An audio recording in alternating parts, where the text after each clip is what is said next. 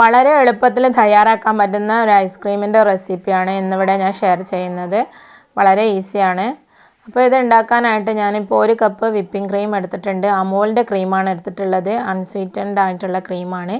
ഇതിലേക്ക് 1/2 കപ്പ് പഞ്ചസാര ചേർത്ത് കൊടുക്കുന്നുണ്ട്. മധുരം എത്രയും വേണ്ടാന്നുള്ളവരാണെന്നുണ്ടെങ്കിൽ പഞ്ചസാരയുടെ അളവ് കുറച്ച് കൊടുക്കുക.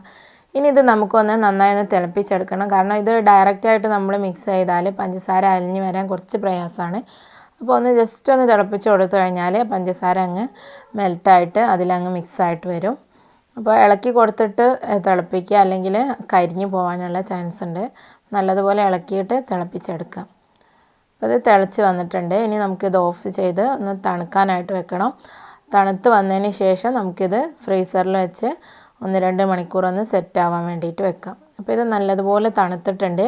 ഇനി ഞാനിതൊന്ന് ഫ്രീസറിനകത്തേക്ക് മാറ്റുകയാണ്. 2-3 മണിക്കൂർ വെച്ച് കഴിഞ്ഞാൽ മതി. ഇപ്പോൾ ഇത് ഞാൻ 2 മണിക്കൂർ ഫ്രീസറിൽ വെച്ചിട്ട് എടുത്തിട്ടുള്ള ക്രീമാണ്. ഇനി ഇത് നമുക്കൊന്ന് നന്നായി ഒന്ന് തിക്കായിട്ട് വരുന്നത് വരെ ഒന്ന് ബീറ്റ് ചെയ്തെടുക്കണം. ബീറ്ററോ ഹാൻഡ് വിസ്കോ ബ്ലെൻഡറോ എന്താണെന്ന് വെച്ചാൽ ഉപയോഗിക്കാം നിങ്ങൾക്കിത് ബീറ്റ് ചെയ്യാനായിട്ട്. നല്ല നമുക്ക് കേക്കിനൊക്കെ ആവുന്ന അത്രയൊന്നും ആയി വരണമെന്നില്ല.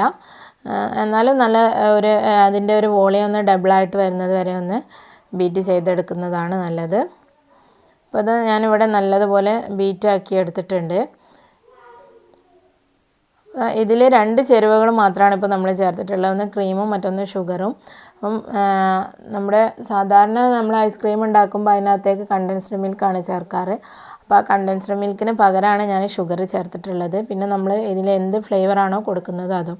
ഇപ്പോൾ ഞാനിതിലേക്ക് ഒരു 1/4 ടീസ്പൂൺ വാനില ചേർത്തിട്ടുണ്ട്.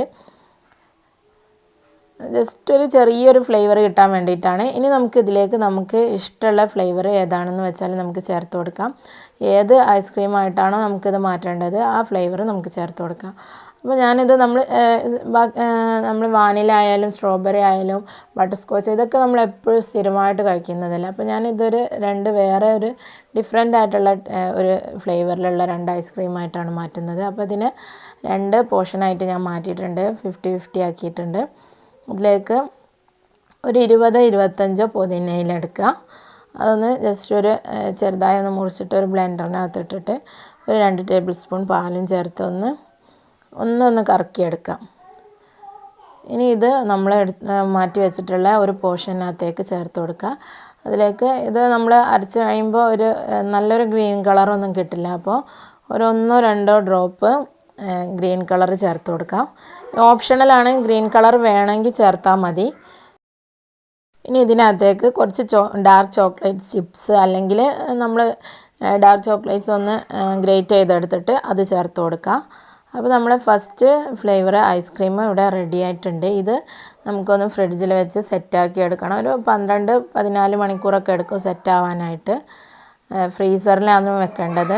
നല്ല തണുപ്പുള്ള ഫ്രീസറിൽ തന്നെ വെക്കണം, എന്നാലേ നല്ലതുപോലെ സെറ്റായിട്ട് കിട്ടുകയുള്ളൂ. ഒന്ന് കവർ ചെയ്തിട്ട് വെച്ച് കൊടുക്കുകയാണെങ്കിൽ ഐസ് കെട്ടുന്നത് ഒഴിവാക്കാം. ഇനി ബാക്കിയുള്ള ക്രീം ഞാൻ നമ്മളെപ്പോഴും സ്ട്രോബെറി അല്ലേ കഴിക്കുന്നത്, അപ്പോൾ ബ്ലൂബെറിയുടെ ഒരു ഫ്ലേവറാണ് കൊടുക്കുന്നത്. അപ്പം ബ്ലൂബെറി എൻ്റെ കയ്യിൽ ഡയറക്റ്റായിട്ട് ചേർക്കാനില്ല, അപ്പോൾ ഞാൻ അതിൻ്റെ ക്രഷ് ചേർത്തിട്ടുണ്ട്. ഒരു 2 ഡ്രോപ്പ് പർപ്പിൾ കളറും ചേർത്തിട്ടുണ്ട്. കളർ ഞാൻ നേരത്തെ പറഞ്ഞു ഓപ്ഷണലാണ്, വേണ്ടവർ ചേർത്താൽ മതി. പർപ്പിൾ അല്ലെങ്കിൽ കൊച്ചിനൽ എന്ന് പറഞ്ഞിട്ടൊരു കളർ വാങ്ങിക്കാനുണ്ട്, അതാണ് നമ്മൾ ബ്ലൂബെറിൻ്റെ ആ കറക്റ്റ് കളർ കിട്ടുക. അതായാലും മതി. ചേർത്ത് മിക്സ് ചെയ്തിട്ട് കവർ ചെയ്ത് ഫ്രീസറിനകത്തേക്ക് മാറ്റി വെക്കാം. കവർ ചെയ്യുന്നത് ഇതിൻ്റെ അടപ്പ് വെച്ചിട്ട് തന്നെ ചെയ്താലും മതി, ഇങ്ങനെ ചെയ്യണമെന്നൊന്നുമില്ല. ഇതിപ്പോൾ ഞാൻ 5-6 മണിക്കൂർ കഴിഞ്ഞിട്ടേ ഉള്ളൂ വെച്ചിട്ട്, സെറ്റായിട്ടൊന്നുമില്ല കറക്റ്റായിട്ട്. അപ്പം വീഡിയോ എടുക്കാൻ വേണ്ടിയിട്ട് പെട്ടെന്ന് തന്നെ പുറത്തേക്ക് എടുത്തതാണ്. നിങ്ങൾ ചെയ്യുമ്പോൾ സാവധാനം നല്ലതുപോലെ സെറ്റായതിന് ശേഷം ഒരു 12-14 മണിക്കൂർ കഴിഞ്ഞിട്ട് എടുക്കുക. അപ്പോൾ നന്നായിട്ട് തന്നെ സെറ്റായിട്ട് വരും. ഇതിപ്പോൾ ഒരു ഹാഫ് സെറ്റായിട്ടേ ഉള്ളൂ. ഇത് ഒരു ബൗളിനകത്തേക്ക് എടുത്ത് കാണിക്കാം നിങ്ങൾക്ക്. ഒരു ഡിഫറെൻ്റ് ആയിട്ടുള്ള ഈ പുതിനയും ചോക്ലേറ്റ്സും വരുന്ന ഐസ്ക്രീമിന് വളരെ നല്ലൊരു ടേസ്റ്റാണ്, നല്ലൊരു ഫ്ലേവറുമാണ്.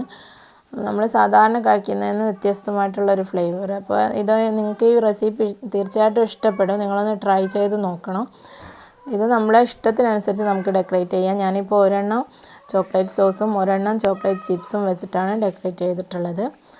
പിന്നെ വിപ്പിംഗ് ക്രീമിന് പകരമായിട്ട് നിങ്ങൾക്ക് ഫ്രഷ് ക്രീമാണ് അവൈലബിൾ ആയിട്ടുള്ളെങ്കിൽ ഫ്രഷ് ക്രീം വെച്ചിട്ടും നിങ്ങൾക്ക് ഈ റെസിപ്പി ചെയ്യാവുന്നതാണ്.